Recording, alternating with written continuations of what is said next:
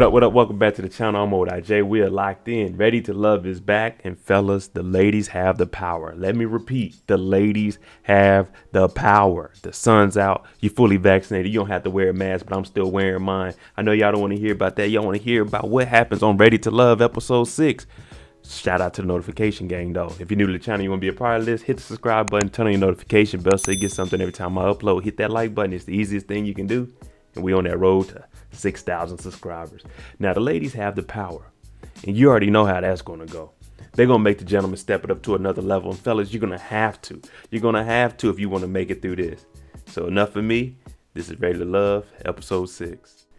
Ladies have the power, and of course Tommy's gonna let us know what's going on. We're about halfway through the process, people. Half the men are gone, half the women are gone. Now we're getting down to the connections that really matter. And we all know that people have been making connections. But what Tommy wants to do, another curveball that we're getting this season, go on a date with somebody that isn't your type, that isn't normally what you go after. And you know the ladies are like, I don't know about this one. Nephew Tommy lets the ladies know that it ain't always the man that's in the wrong. Maybe it's the guys you're choosing. So how about you guys go after somebody that isn't normally your type? And also, we want to make sure that these connections are genuine because we don't want any more backups after this. Because there's always, I got a backup. I don't really have to go too hard because I always got somebody to fall back on. Tommy doesn't want that. Ladies, find who you actually connected with. And if there's somebody that you aren't normally going after, and you talk to them, you see that this isn't your thing, go ahead and let it be known that this isn't going anywhere. And the ladies, they all like, uh-oh, now we're getting some accountability on us. Our first couple up is Alex and Ron. Now, Ron has been her backup, but they've been on the phone talking back and forth. Now, Alexis, her number one right now is probably AJ. But Ron's on that back burner. I mean, they do keep in touch outside of the show, hitting each other up throughout the week. So let's see what they actually have in common. Is there really a connection there? You know how to catch Alexis covering up the sun because there's going to be a little bit of shade in this. But she explains that, I grew up in the church. Now, Ron said he didn't really have that much of a spiritual background. But one thing that she likes about Ron and attracted to him, seems like he can be a leader and he's going to lead her. And she doesn't have a problem following him because she knows that based off of what she knows from him, he's not going to lead her the wrong way. He's like, you're right. I'm going to lead you into happiness. But she also brings up, it seems like Chris doesn't know that I'm your number one. And Ron's like, hey, whoa, it ain't about one or two. And Alexis said, yeah, it is. That's what you made me believe. Alexis brings up that Ron is attracted to Chris. He probably has her above Alexis. But she also brings up that she's attractive and she doesn't have kids. So she's trying to, throw it out there that maybe having kids is a little disadvantage.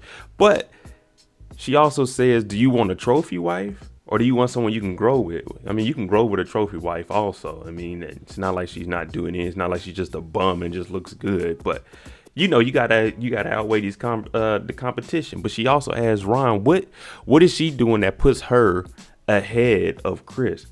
I would ask, what puts me ahead of AJ? I'm your backup plan too. You set up this date. I'm a backup too. So what does it matter? But he says, with you, I've actually grown. I was happy before I got here, but now I'm growing. And even on a spiritual level, I'm learning more from talking to you. So hopefully that answers her question of why he has her above Chris. Next up, we have Amber and AJ. Now, Amber, we know, is really connected with Chris. I chose these two to be in the top 3 at the end. Now, her and AJ, they spoke, but they aren't each other's type. They normally wouldn't go after each other. Also, with Amber, she thinks that AJ gives off playboy vibes just because the man likes to get fresh. There's nothing wrong with that. I'm a bum on here, but y'all go check out Instagram. I get fly. I'm at the house. But these two, they haven't really spoke to each other. And like I mentioned, she says that he seems arrogant and unapproachable. But we've seen people on the show, they actually approach him. These two, they just don't have any connection. And it was really a short conversation about nothing. Listen up, fellas. Now, Amber says in her little confession that this guy isn't for her. But while they're out on a date, he asks, if I start putting in the work and I start doing all this, how do I make sure I don't slip from the top to the bottom like other gentlemen? And she tells him what he can and can't do. But if you're not attracted to this man, why even tell this dude if he picks up his game and starts working harder, he has a chance when you're not interested in him? Fellas, take the hint. If they're not interested in you, leave it alone. Don't waste your time, because you'll be looking like a fool chasing after a woman that doesn't want you. Amber doesn't want you. Don't step your game up. Just, hey, take it as a L. Keep it moving to the next woman. Chrysanthemum and Chris. Chris and Chris are the next date. Now, Chrysanthemum, she comes out and she says, I got to set me up a backup plan, because I don't like being a backup, even though I'm not somebody's number one, talking about Ron and Alexis. Now, see, the only reason she's setting up these dates is, one, because Tommy said they need to date somebody that they wouldn't normally go after. And two, it's just so she can have a backup in case things don't go right. Fellas, you'll end up a backup and they don't even want you. You just there for the meanwhile. Be careful, gentlemen. Be careful. Chris admits that he tried to talk to Chrysanthemum, but there was no response back. So he's kind of like, oh, well, I'd be done with it. Like I said earlier, I would have been done. I tried to communicate. It was nothing back, no response. Okay, I'm done with this one completely. I wouldn't even came on this date. I'd be like, nah, I'm good, thanks. But they actually come out here and they start talking about their past. Now, Chrysanthemum, her mother, she went to Italy, got knocked up because she just wanted an Italian baby. And this is what she got, Chrysanthemum. Now, on the other hand, Chris, growing up, he said his father used to deny him, and that right there affected him a lot. Chrysanthemum also mentioned that she hasn't had any other relationships, and the way her mother shows that she cares for her is just to make sure that everything is good, everything financially straight. So you can see a pattern. No knock on her mom, but her mom was not in a relationship, just wanted to have an Italian baby, so got knocked up by some dude and dipped. So it just ran over into life. That's what she's seen growing up.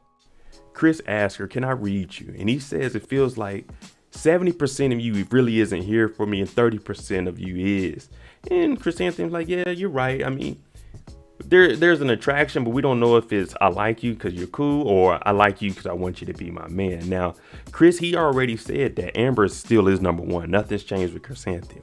And of course, it shouldn't have. She never showed you any interest. You were back up and now you're here. So go ahead with the one that you want, Amber. And, you tried this. It didn't work. Amber and Joel. Now, I told y'all, Joel with the accent, he gonna be ahead of everybody just because of how he talking. But these two, you can tell that there's a connection between, and I know exactly what's going on. Y'all interested in each other, but y'all haven't really talked to each other. So he's asking for permission to kiss her on the cheek. She like, how many have you kissed? Because they know that they're both interested in each other. But when you haven't really been around, y'all don't know like who can go, can I go this? Can I cross this line? Can I do this? So it's just, all right, let's finally get our one-on-one in. Now, Amber, she says that she's seen him and she's attracted to him, but she hasn't seen the romance side of him. So this is going to be their first actual one-on-one date that they can get to know each other a little bit further than, we see each other and like, okay, she's looking good. Joel, he's a leader. He knows what he wants. He knows what he's doing. He has his kids at home. He lost his wife. So he also has to bring up, hey, I haven't really been able to talk about losing my wife, but how would you feel about dating a man about 10 years older than you with, 2 children that lost his wife? And she's saying she doesn't want to replace their mother, but she has a nurturing spirit, so she would be there. And for Joel, that's what he wants to hear. But he also, as an older man, he said, I'm not about to be running and chasing around a 30-year-old. But Amber has her stuff together. That's all you need is your stuff together. And if a man sees that you can handle what you have going on your own, he could bring you into his life and y'all build from there. So these two, I can see something working out of, but I have to see what the connection between Amber and Chris is, because right now I still got those two locked in. I keep saying it, people. Now, Amber told Joel if the date goes well, she'd give him a kiss on the cheek. The date went well. She gives him a kiss on the cheek, but immediately says, I feel sorry because Chris is my number one. Fellas, if you're a backup, stay a backup and stay away.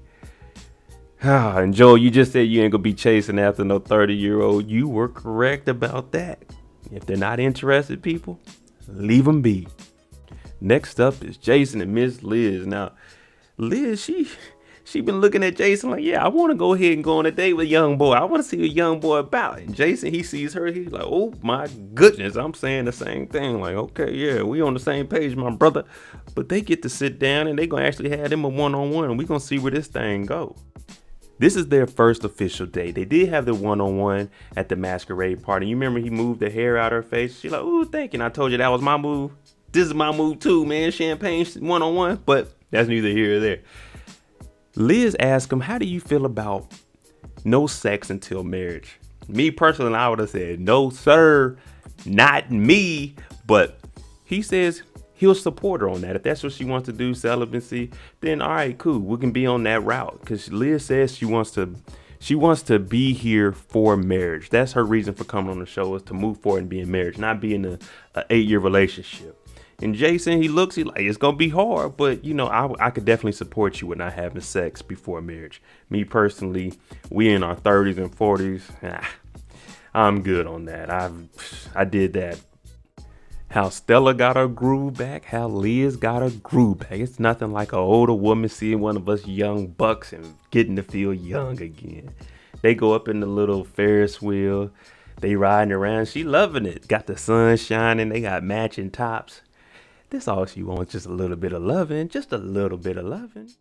AJ and Kyra, they have a date. Now, we know they have a previous connection. Prior to coming on the show, they went on a date. She came on the show and told everybody, oh no, AJ may be broke because we went out to eat. I left my card to pay for the food, went to the bathroom, came back, and the food was paid with my card. He didn't try nothing. I insinuated paying and he didn't pay.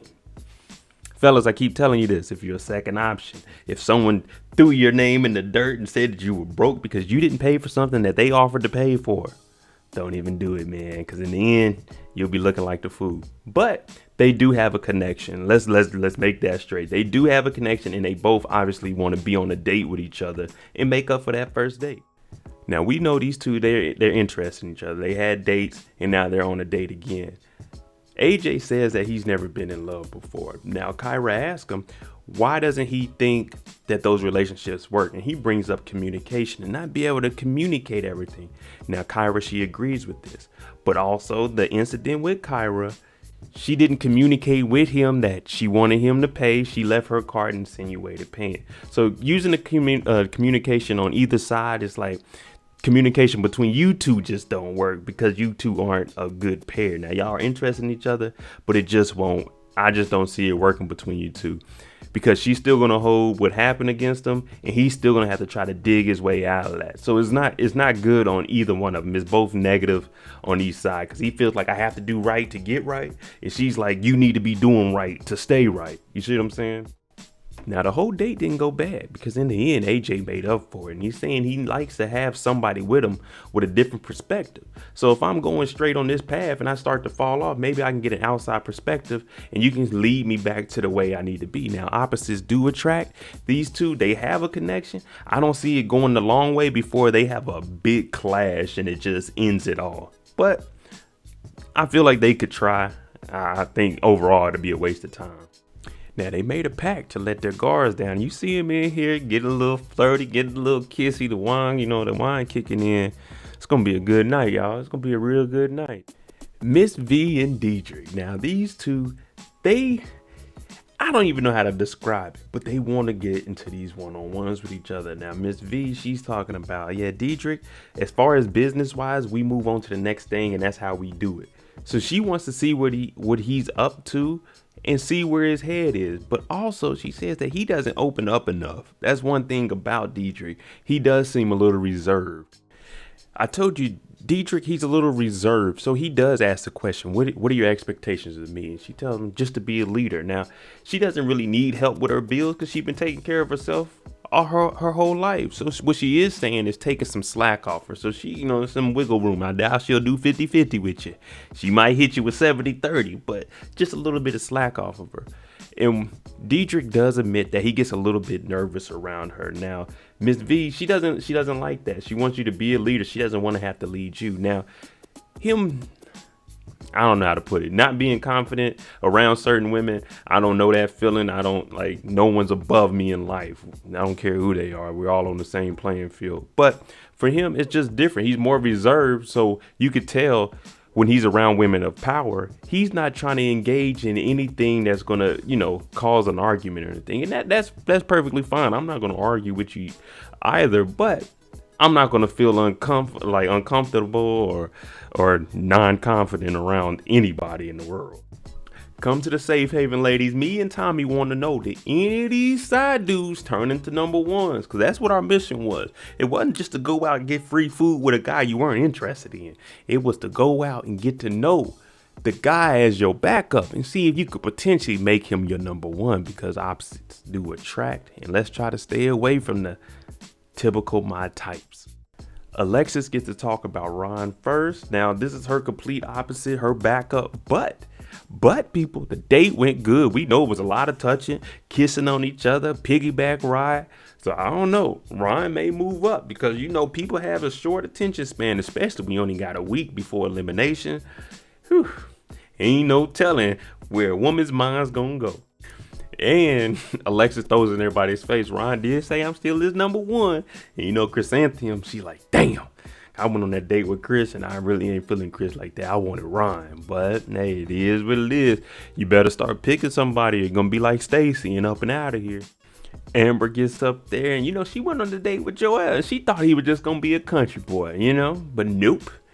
Romance it and got a kiss at the end. Tommy's like, oh man, we got a kiss at the end. Now Miss V heard that, and you know, her and Joel, they had that connection. They had that breakfast together at the house, but they never shared a kiss. So she was low key kind of jealous because Amber went and got a kiss on their first date. Miss Kyra. Now they went on a date with AJ, and AJ went from the worst date that she ever had to the best date. She had lobster and everything, and Tommy called her out. Hey, did AJ pay for everything? You were just making up for years. Fellas, I'm normally right. But we know that she's actually interested in him. Now, listen to this. She has Jason. She knows Jason is a safe place because Jason is more laid back. They all think that AJ is like a playboy, a wild card. He ain't like that. My boy AJ is chilling. But Jason is the nice place. If you want to go, he's going to treat you right. Then you'll be good with Jason. But I think she really wants AJ. She just has Jason as the side thing. And we know Liz is there also.